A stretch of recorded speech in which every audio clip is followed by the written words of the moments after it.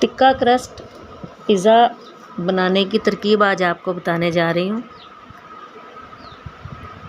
बहुत आसान है। चैनल को सब्सक्राइब कर दें, बेल आइकन भी दबा दें। पिज़्ज़ा की डो बनाने के लिए सबसे पहले हमने मैदा लिया है। मैदा मैंने लिया है 3 कप। यीस्ट है, इसमें डालूँगी मैं। इंस्टेंट यीस्ट डाला है मैंने। चीनी 1 चम्मच, नमक 1 चम्मच, दही जाएगा इसमें, और नीम गर्म पानी के साथ हम इसे गूंद लेंगे अच्छे से। थोड़ा ऑयल शामिल करेंगे।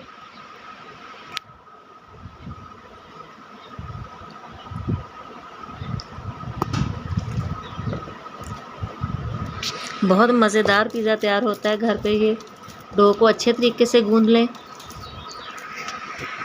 तरकीब को स्टेप बाय स्टेप फॉलो किया करें, वीडियो पूरी देखें।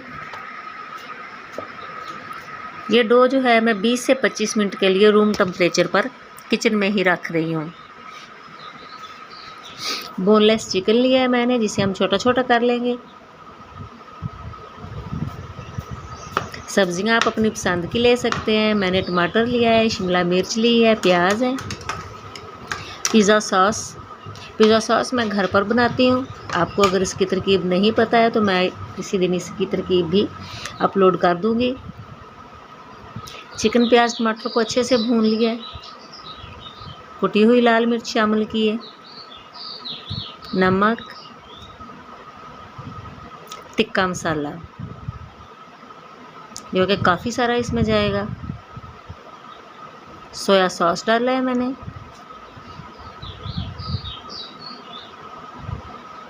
अच्छे से इसको भूनना है,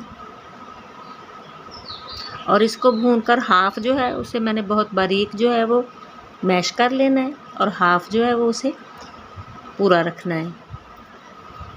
यहाँ से आप ज़रूर गौर कीजिएगा, इससे टिक्के वाले पिज़्ज़े का जायका बहुत अच्छा हो जाता है। टिक्का क्रस्ट बनाने जा रहे हैं हम। इस तरीके से बनाइएगा, बहुत पसंद आएगा। चैनल को सब्सक्राइब ज़रूर कर दें, बेल आइकन भी दबा दें ताकि नई नई वीडियोज़ आप तक पहुंचती रहें। डो हमारी अच्छे से रेडी हो चुकी है।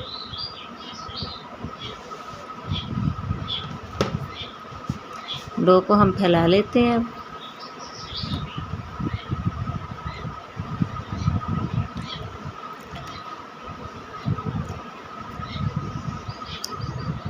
पिज़्ज़ा पैन लेंगे। पिज़्ज़ा पैन में हम डो को फैला देंगे।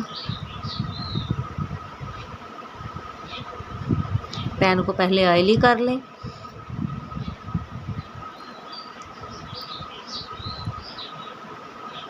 और अब जो बारीक किया हुआ चिकन था हमारा, उसको हम किनारों पे इस तरीके से रख के फोल्ड कर देंगे, जिससे ये पिज़्ज़ा बहुत मज़े का बनेगा।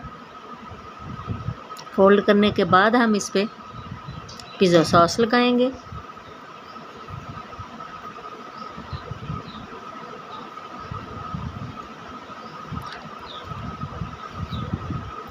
और फिर अपना चिकन टिक्का, तैयार चिकन टिक्का जो है वो इस पे लगा देंगे। अपनी पसंद की सब्जियां आप इस पे लगा दें। ऑलिव मैंने नहीं लगाए हैं। ऑलिव मेरा एक बच्चा नहीं खाता है शौक से।